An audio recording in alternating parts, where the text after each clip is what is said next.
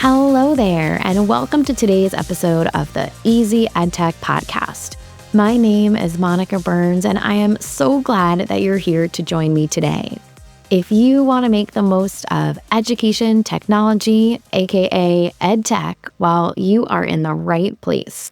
My goal has always been to help make EdTech easier and give you ideas you can try yourself, share with a colleague, or bookmark for later in the school year. Every Tuesday here on the Easy EdTech podcast, you'll hear stories from my time in the classroom, the work I do now with schools and districts, and my travels to different EdTech events. Get ready for solo episodes where I share some quick tips and stories, and interviews full of practical ideas and stories from new guests each month.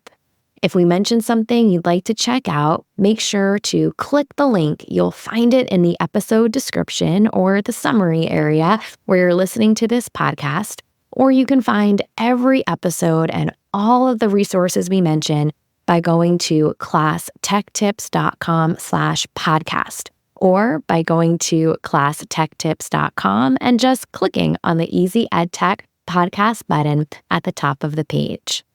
This episode is sponsored by Polsey, live polls and quizzes for your classroom. Say you teach 5th grade science, ask Polsey for a 10-question quiz on the water cycle. The live session is ready in under 30 seconds with no setup required. Students answer from any browser or phone with no app to download. Polsey Plus is $10 a month, and you can use code ClassTechTips to get your first 2 months free. Sign up at polsey.co. That's POLLZY.co. This week's episode is all about reasons I love Google Slides. It's one of my favorite, go-to, in it all the time, often recommend it, use it in presentations, not as maybe my main deck, but as a collaborative tool. So just super versatile. And over the years, it's really evolved into a platform that can do many different things in educational settings. And if you're a regular listener to the podcast, if you come across blog content, maybe you get my newsletter. I often share Google-related tips and strategies, and especially Google Slides often makes, a list of things that I'm sharing. And today I wanted to spotlight a few of my quick favorite tips, favorite ways to use Google Slides. Whether you're a classroom teacher, whether you're supporting other educators, it's one of my go-tos. And I love the way it's been evolving in this age of AI, whether it's the beautify slide option you might have tried, or asking Gemini to add in a picture you've described, right? Just so many different reasons why Google Slides is a favorite. And so I thought I'd take you through some kind of first level, some maybe a little more like a quick win list of things. And then I've got a few that are a little bit, next level, towards the end of today's episode. So let's get right into it. Reasons I love Google Slides. First up, if you're new to Google Slides, it is a slide-based presentation tool. You can create, edit, share presentations online. So many things you can do with it. You've probably either made your own Google Slides deck, or you've seen one in action. Maybe someone sent you a link to their presentation and it went to a Google Slide, or maybe you've joined one of my, webinars or workshops where I give you a link and I say, jump in and choose your own slide and jot down some of your thoughts or something like that. So it supports real-time collaboration. So multiple people can edit the same presentation at the same time. So it's great for student projects, for teacher planning, super user-friendly. So as I said, I've got a list of some things you might want to try out, some of the reasons I love Google Slides. We'll start off a little more on the simple side, and then we will take it up a notch with some other favorites. First up is to customize the page layout. Now, Google Slides allows you to change the page layout, basically the sizing or the shape of your slide. So whether you need a standard widescreen presentation, maybe a square format, maybe you want to use Google Slides to make some social media graphics, or maybe you know you're using this as a space where eventually you're going to print something out and you want to make an 8x5 by 11 format for something printable, right? You can customize your slides pretty quickly. All you have to do is go to the page setup option in the file menu. You can choose one of the options or customize the dimensions with your own numbers. If you've ever made a custom graphic in Canva, super similar, right? You can put in your own dimensions, and you might find that customizing the page layout is useful if you're making something that you will share in a specific way.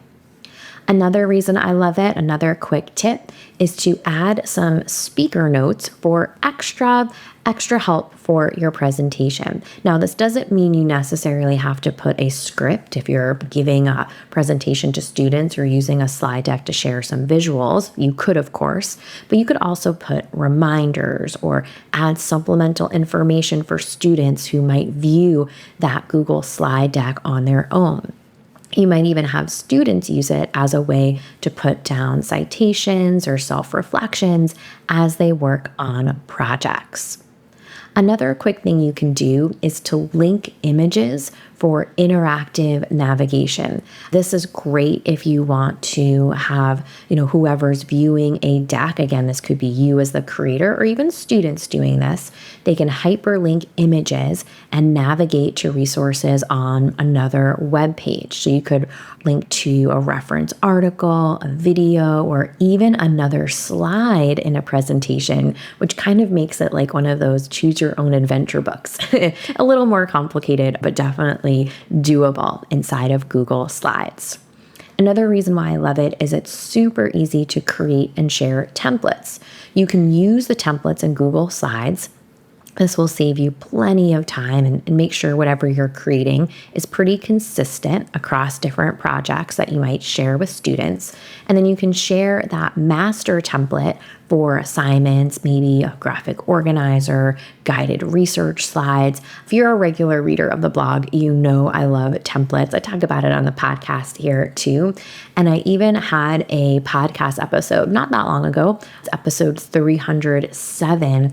And Eve Heaton joined me. She's an EdTech coach at her school, and we talked all about templates. So it's one of my favorite things. So speaking of templates, a nice quick way to use Google Slides, another reason I love it, is it's so easy to share that template you've made.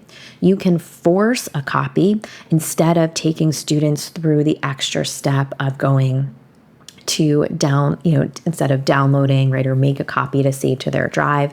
If you are using Google Classroom, of course, you could do a easy create a copy for students.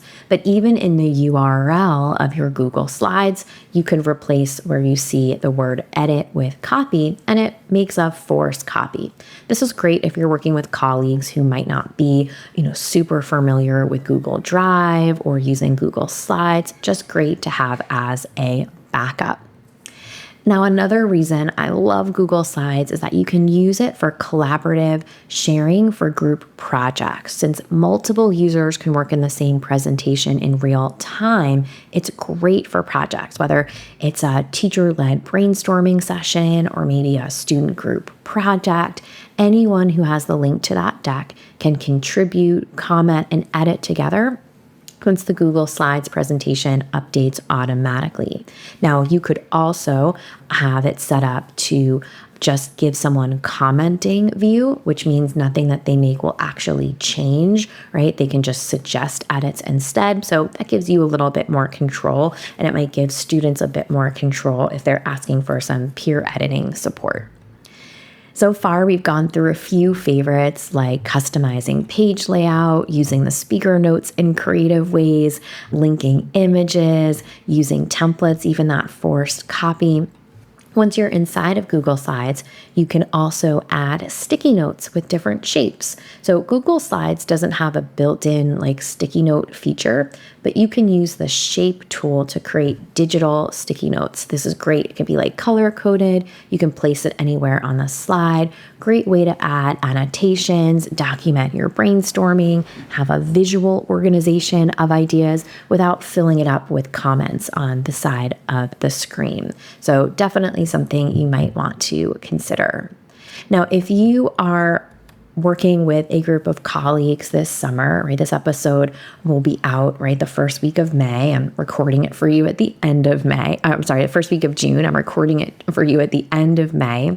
You might want to use Google Slides to crowdsource. You can crowdsource resources for lesson planning or for your upcoming unit of study, or maybe it's the end of the year and you want to just gather a whole bunch of favorites that people have used or shared.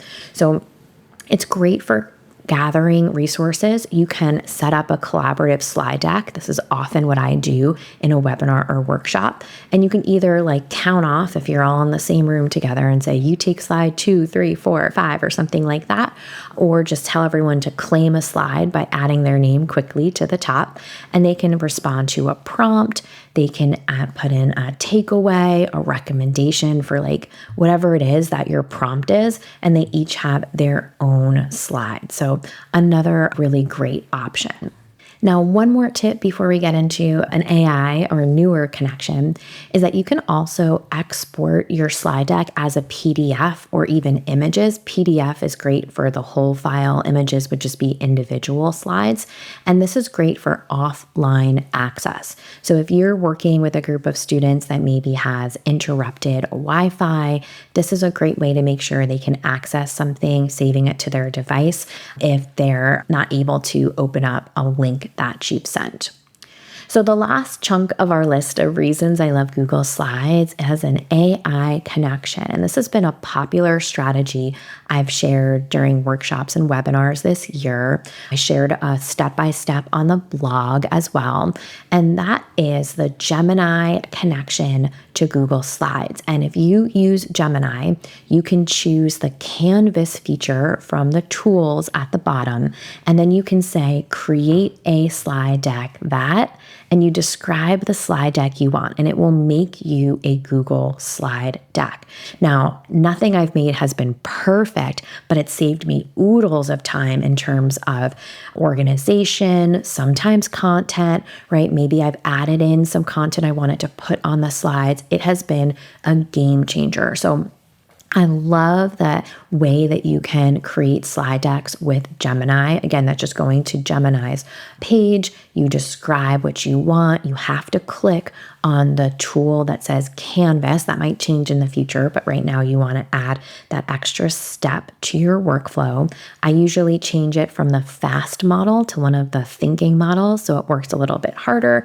And then in the chat, you can even say, change this, move this, or you can simply open up the slide deck it makes for you inside of Google Slides and make all of your changes right there. It's awesome if you're making a quick presentation, you want to organize materials, or even you want to make a template that you'll eventually go and share with students for a project that they're doing. So that's my big list for today's episode of reasons I love Google Slides. There's so many reasons. This is just kind of a snapshot. And I think that Gemini connection has really been huge in terms of my workflow and my favorites to share this year. So I hope that a few of these might have been new to you or haven't thought of in a while, or are pushing you to go back to something you just haven't done recently, or want to share it with a colleague. So whether you're designing interactive lessons or facilitating group projects, creating reusable templates, playing around with Gemini's Canvas feature to create your own slides, so many options.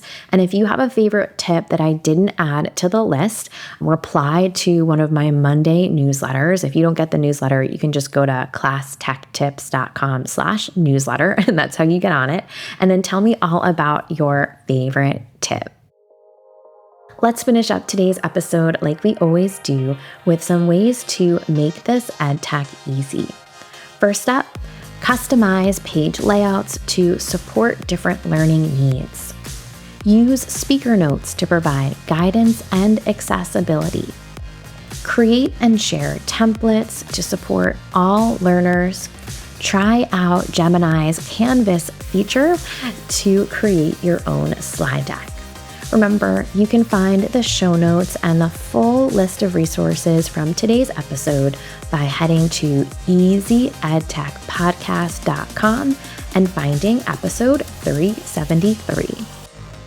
Thank you to Polsey for sponsoring this episode. Polsey has live polls and quizzes for your classroom, and you can use code ClassTechTips at polsey.co to get your first 2 months free. Thank you for listening to this new episode of the Easy EdTech podcast. I love creating new episodes for you each week, but I could use a bit of help spreading the word about the podcast. Can you leave a rating or review on your favorite podcast app? Spotify will let you tap on the stars, and Apple Podcasts will let you tap on the stars and leave a 1 or 2 sentence review. Thank you so much for taking this extra step. It helps other educators find episodes like this one when they're searching for EdTech tips.